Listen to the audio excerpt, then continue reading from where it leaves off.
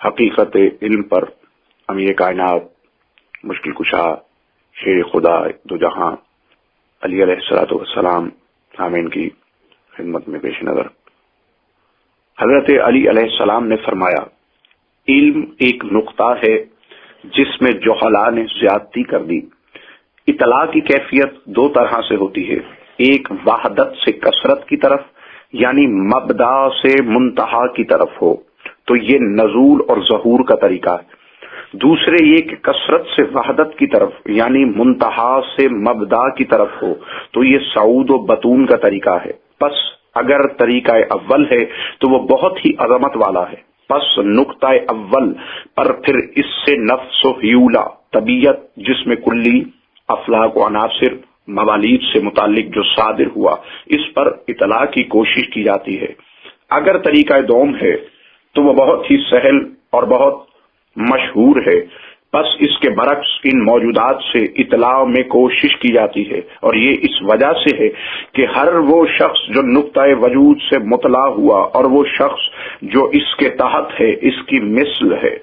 جس نے کل وجود پر اطلاع پائی،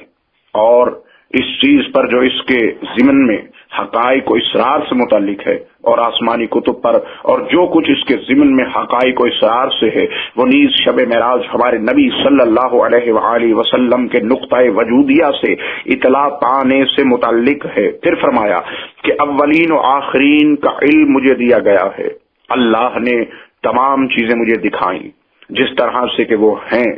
اور ان سے مطلع ہونے کی وجہ فرمائی کہ میں باغ کے نیچے کا نقطہ ہوں، بس سوال کر لو مجھ سے ان تمام چیزوں سے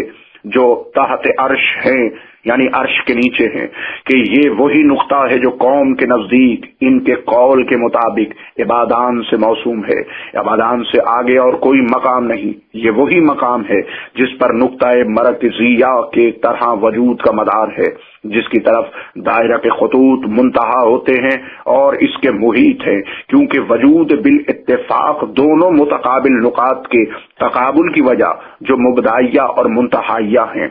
دوری ہے حسب ارشاد خداوندی کے جس طرح تمہاری ابتدا ہوئی تم لوٹو گے۔ خداوند تعالیٰ کے اسماء انہی دو اعتبارات یعنی اول و آخر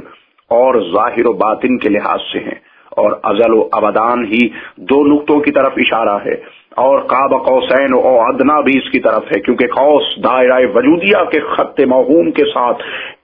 انقطاعات کی طرف اشارہ ہے جو ان کے یعنی مقید و مطلق اور امکان و وجود کے درمیان دائرے کی صورت میں فاضل ہے۔ اصطلاحاً امر الہی میں اسماء کے درمیان با اعتبار تقابل کے خط موہوم مقام قرب اسمائی ہے جو دائرہ وجود کے نام سے موسوم ہے، جیسا کہ خلق کیا جانا، لوٹایا جانا، نزول و عروج، فاعلیت و قابلیت، اور وہ بقائے تمیز و دوئی کے باوجود جو اس کے اتصال سے تعبیر کی گئی ہے، حق کے ساتھ متحد ہے۔ اس سے بلند تر کوئی اور مقام نہیں مگر مقام او ادنا جو مقام احدیت ہے،